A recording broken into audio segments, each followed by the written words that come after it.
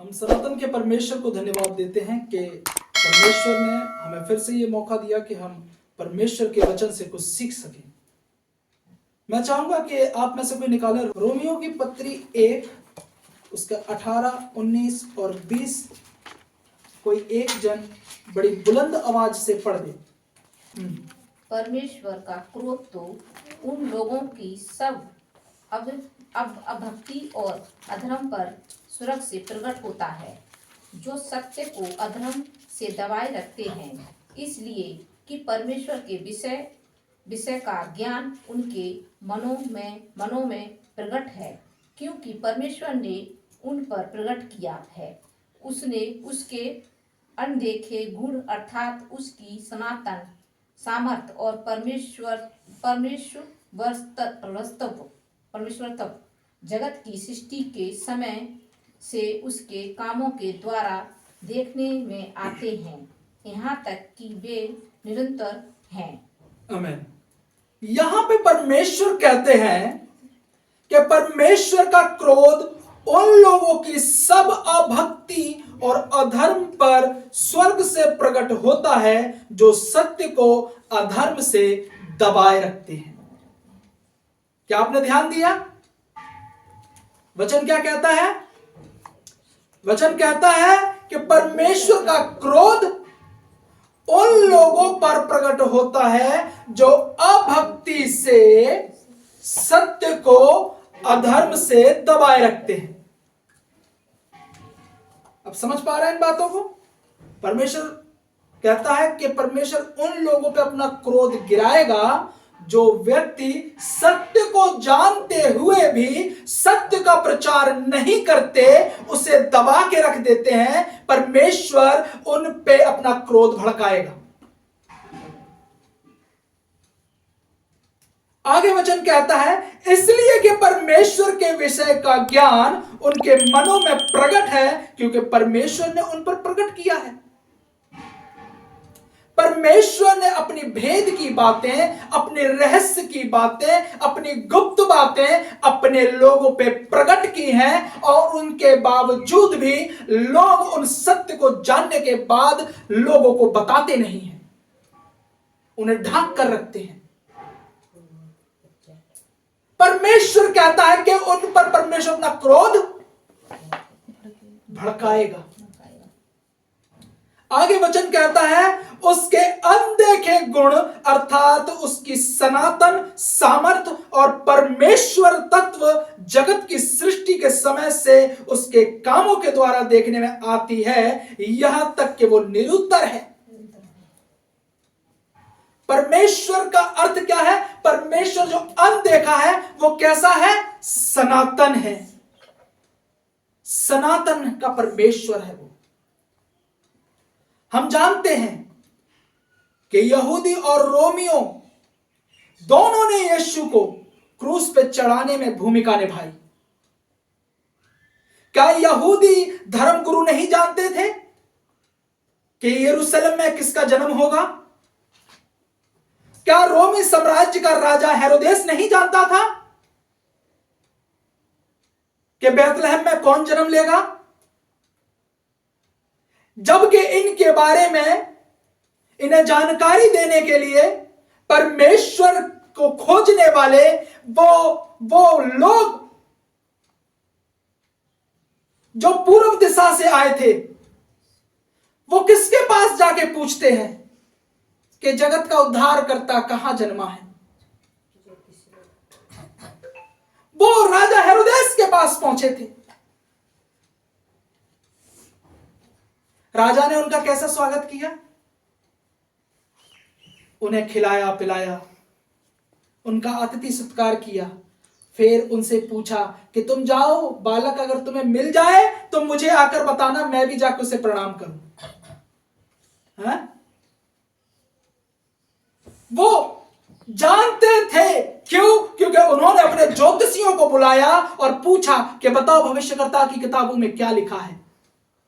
उन भविष्यकर्ताओं की किताबों को जब उन यहूदियों ने, सदुकियों ने, फरीसियों ने, उन याजकों ने जब उन्हें पढ़ा तो क्या बताया? बैतलहम तू किसी में भी छोटा नहीं, क्योंकि तुझ में से एक उद्धारकर्ता जन्म लेगा। मेरे प्रियो, हम जानते हैं कि यहूदी और रोमियो दोनों ने यीशु को क्रूस पे चढ़ाने में भूमिका निभाई, जबकि उन्हें जानकारी थी, सत्य का उन्हें पता था, फिर भी उन्होंने सत्य को क्या किया? दबाया। और यह गलती सिर्फ उनकी नहीं है, यह बहुत देरों की गलती है जो सत्य जानने के बावजूद भी उन्हें लोगों के सामने लेकर नहीं आते। याद रखो, अगर आप सत्य जानने के बाद भी अगर सत्य का प्रचार नहीं करोगे, हो सकता है कि आप इस समाज में आपको इज्जत मिल जाए, पर उस ईश्वर के सामने आप खड़े होने के योग्य भी नहीं रहोगे। इसीलिए इस समाज की चिंता मत करो, यह कभी किसी का सगा नहीं हुआ। अगर 80% लोग आपके साथ है तो 20 आपके निंदक भी होंगे। इसलिए समाज की चिंता मत करो कि सारा समाज आपके साथ खड़ा होगा। कोई हो या ना हो, परमेश्वर आपके साथ है तो कोई आपको गिरा नहीं सकता। परंतु सृष्टिकर्ता ही था जिसने मानव जाति के पाप के प्रायश्चित के रूप में अपने पुत्र की मृत्यु की योजना पहले से बना ली थी। ये सृष्टिकर्ता थे जिन्होंने अपने पुत्र की मृत्यु की योजना पहले से बना ली। किसके लिए? मानव जाति के लिए, मेरे और आपके लिए, हमारे लिए बहाए गए यीशु का बहुमूल्य लहू के विषय में बोलते हैं संत पतरस। संत पतरस क्या कहते हैं? पहला पतरस 1 उसका 19 से 21 पढ़े। पर निर्दोष और निष्कलंक मेमने अर्थात मसीह के बहुमूल्य लहू के द्वारा हुआ। उसका ज्ञान तो जगत की उत्पत्ति से पहले ही से जाना गया था, पर अब इस अंतिम युग में तुम्हारे लिए प्रकट हुआ। संत पतरस कहते हैं क्योंकि वो जगत की उत्पत्ति से पहले ही से जाना गया था। जगत की उत्पत्ति से पहले ही जाना गया था, पर इन अंतिम समय में तुम्हारे लिए जो उसके द्वारा परमेश्वर पर विश्वास रखते हैं प्रकट हुआ है। अंतिम समय में ये बातें प्रकट होने वाली हैं। क्या बातें? इन्हें समझे। दुनिया का सबसे पुराना धर्म सनातन धर्म माना जाता है। दुनिया का सबसे पुराना धर्म सनातन धर्म माना जाता है। सनातन धर्म की नींव वेद हैं, जिनमें ऋग्वेद, यजुर्वेद, सामवेद और अथर्ववेद, ये चारों वेद सनातन धर्म की नींव है। और इन वेदों में, सनातन धर्म की नींव में, यह पहले से ही बता दिया गया है। यजुर्वेद 31 और उसके 2 में, यजुर्वेद 31 उसका 2 कहता है, जो सृष्टि बन चुकी, जो बनने वाली है, यह सब विराट पुरुष ही है, इस अमर जीव जगत के भी वही स्वामी है। क्या आप ध्यान दे रहे हैं इन बातों पे? संत पौलुस ने क्या कहा? जगत की उत्पत्ति से पहले और अंतिम समय तक।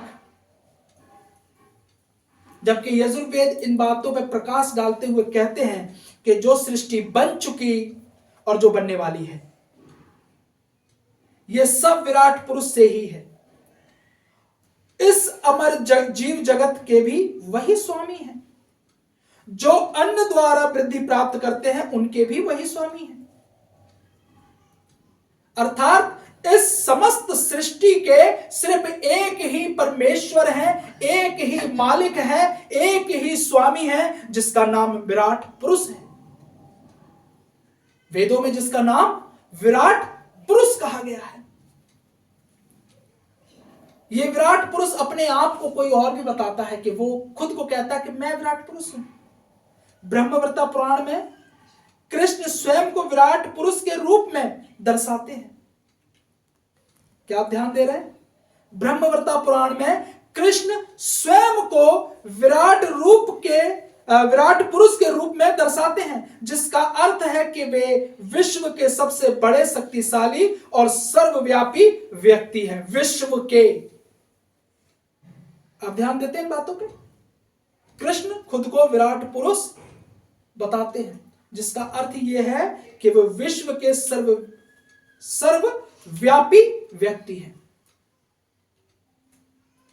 ये कृष्ण खुद अपने आप बोल रहे हैं, वेद उनके बारे में नहीं बोल रहे। वेद क्या बोलते हैं, जबकि सत्य तो कुछ और ही है।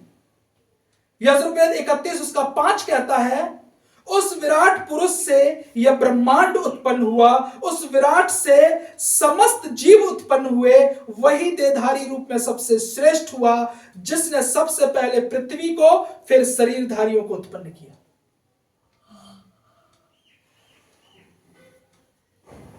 उस विराट पुरुष से यह ब्रह्मांड उत्पन्न हुआ। सारी सृष्टि उस विराट पुरुष से क्या हुई?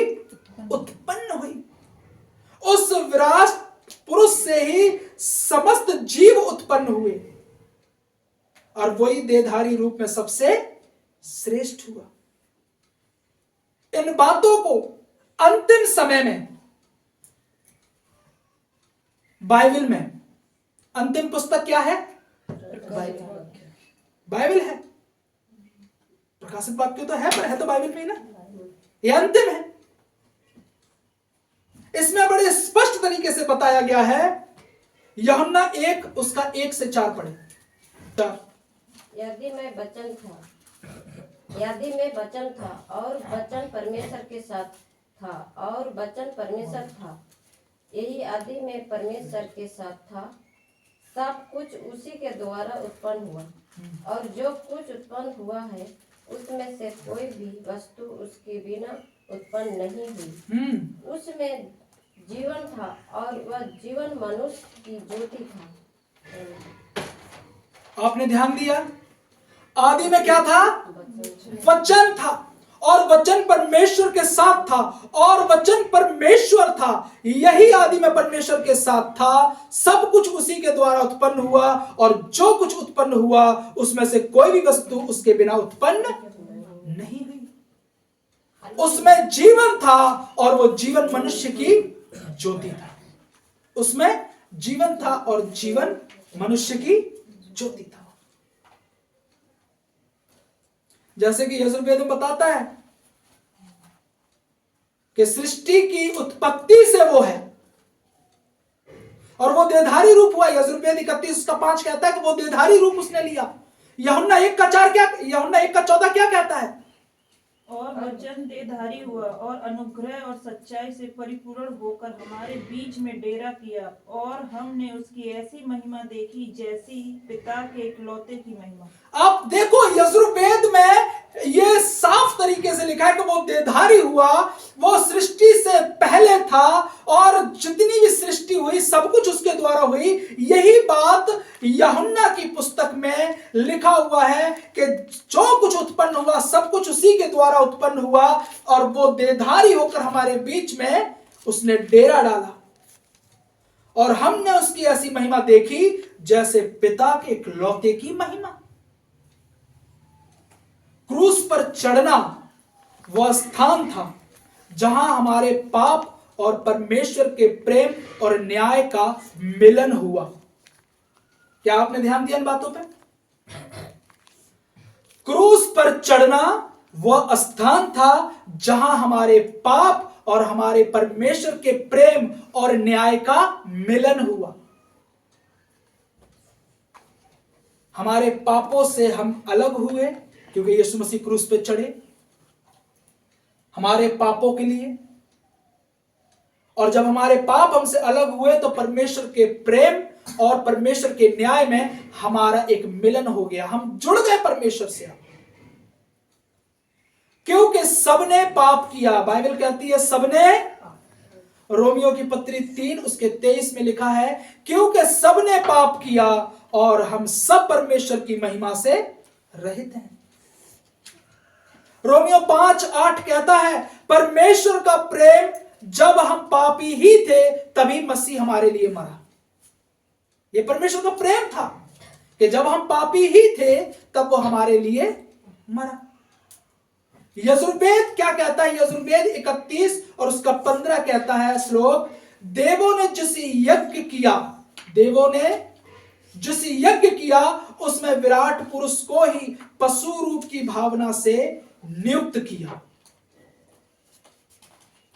उसमें यज्ञ की 7 परिधियां अर्थात 7 समंदर, उन 7 सोने की दीवटों का भेद है। वे 7 तारे 7 कलेसियाओं के दूत हैं और वे 7 दीवट 7 कलेसियां हैं। प्रकाशित वाक्य 1:20 बताता है, जहां पर बताता है यजुर्वेद के देवों ने जिस यज्ञ किया, देवों ने जो यज्ञ किया उसमें विराट पुरुष को ही पशु रूप की भावना से बांधा।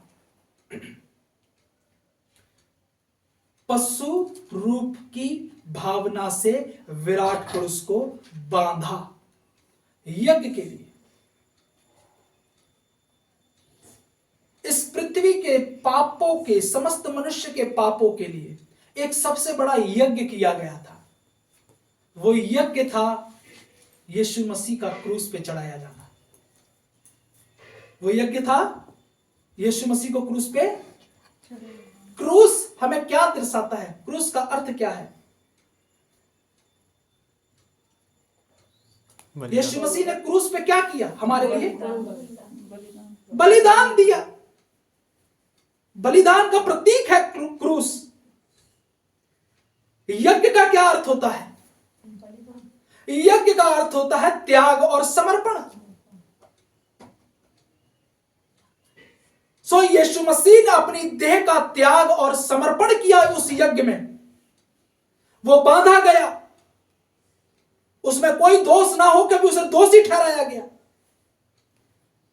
वो समस्त मनुष्य के पापों के लिए पशु की रूप की भावना से उसे बांधा गया, नियुक्त किया गया।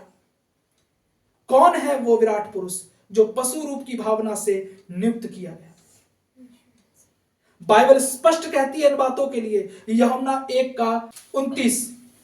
दूसरे दिन उसने यीशु को अपनी ओर आते देखकर कहा, देखो यह परमेश्वर का मेमना है जो जगत का पाप उठा ले जाता है। देखो, यूहन्ना कहते हैं यीशु को अपनी ओर आते हुए देखकर कि देखो यह परमेश्वर का मेमना है जो जगत का पाप उठा ले जाता है। यजुर्वेद में कहा है कि वो विराट पुरुष पशु के रूप की भावना से बांधा जाएगा। हाँ, कौन से पशु? जहां यूहन्ना कहते हैं कि वो मेमना है जो समस्त मनुष्य के पापों के लिए क्या किया जाएगा? जगत का पापों के लिए उठा लिया जाता है। पापों के लिए उठा लिया जाएगा। वो समस्त जगत के पापों को उठा ले जाता है। और 30 क्या कहता है? यह वही है जिसके विषय में मैंने कहा था, एक पुरुष मेरे पीछे आता है जो मुझसे श्रेष्ठ है क्योंकि वो मुझसे पहले था। वो मुझसे पहले अर्थात सृष्टि की उत्पत्ति से पहले ही था। यीशु हमारे पापों को प्रायश्चित करने यानी कि भुगतान करने के लिए क्रूस पर मरे। वही एक ऐसे परमेश्वर हैं जो मारे गए, गाड़े गए और तीसरे दिन जी उठे। इस पृथ्वी पे मेरे प्रियो ऐसा कोई नहीं जो हमारे पापों के लिए क्रूस पे बांधा गया हो या हमारे पापों के लिए उसे बांधा गया हो। एक भी बांधा नहीं किया। यजुर्वेद इस बात को बड़े स्पष्ट तरीके से कहते हैं। यजुर्वेद इन बातों को बड़े स्पष्ट तरीके से कहते हैं 31:15 में कि वो हमारे पापों के लिए पशु की भावना से उसे बांधा गया। इस जगत में बहुत सारे आए पापियों के विनाश करने के लिए, केवल प्रभु यीशु मसीह आए पापियों के उद्धार के लिए। उन्होंने अपना लहू बहाकर मुझे और आपको उस पाप की वेदना से निकाला, उस पाप की घाटियों से निकाला। मुझे और आपको प्रभु यीशु मसीह ने एक और मौका दिया कि हम सनातन परमेश्वर को बड़ी बारीकी से समझ सकें। वो सनातन का परमेश्वर है, वो अनंत परमेश्वर है, वो अद्भुत परमेश्वर है जो समस्त सृष्टि से प्रेम करता है, क्योंकि समस्त सृष्टि से वही प्रेम कर सकता है जो समस्त सृष्टि को बनाने वाला है। अपने बच्चों से वही प्रेम करता है जिनके बच्चे होते हैं। जितना प्रेम मैं अपने बच्चों से करूंगा, हो सकता है उतना प्रेम मैं पड़ोसी के बच्चों से ना कर पाऊं। परमेश्वर ने हमसे इसलिए इतना प्रेम किया क्योंकि हम सब उसकी संतान हैं, और यही कारण है कि हमें वो पापों में पड़ा नहीं देख सकता था, इसलिए उसने एक योजना बनाई। उसकी योजना थी कि वो आप ही पुत्र बनकर आएगा और हमारे सबके पापों को उठा लेगा। वो एकमात्र ऐसा परमेश्वर है जो हमारे पापों के लिए क्रूस पे मारा गया, गाड़ा गया। बाइबल के अनुसार उसने सब्बत के दिन विश्राम लिया अपनी कब्र में, और तीसरे दिन जी उठा। 40 दिन अपने लोगों के अजीजों के साथ रहा और फिर स्वर्ग पे उठा लिया गया। और वो ही परमेश्वर कहता है कि मैं जाता हूं तुम्हारे लिए घर तैयार करने, कि जहां मैं रहूं वहां तुम भी रहो।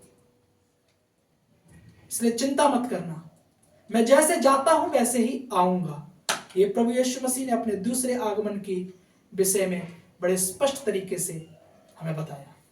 सो मेरे प्रियो, प्रभु यीशु मसीह ही सनातन के परमेश्वर हैं। प्रभु यीशु मसीह ही सारी सृष्टि के मालिक हैं। आप प्रभु यीशु मसीह पे ईमान लाएं, प्रभु यीशु मसीह को अपना उद्धारकर्ता बोल के ग्रहण करें। प्रभु यीशु मसीह आपके पापों को क्षमा कर सकते हैं। एवं अस्तु।